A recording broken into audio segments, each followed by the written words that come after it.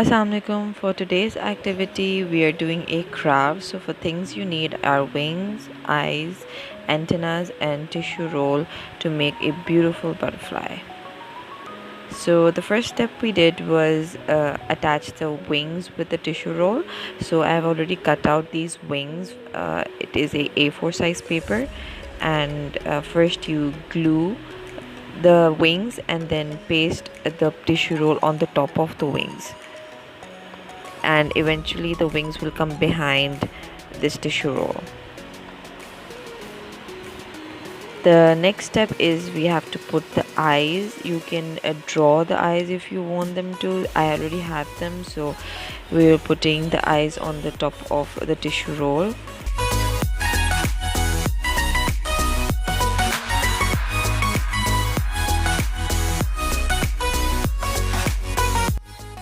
Then we are blowing it out.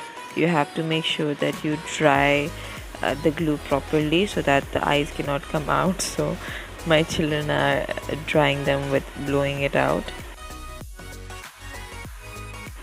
The next step is putting antennas. You put glue and then paste the pipe cleaners. You can use paper as well, it's completely up to you. I had pipe cleaners, so we're putting it that.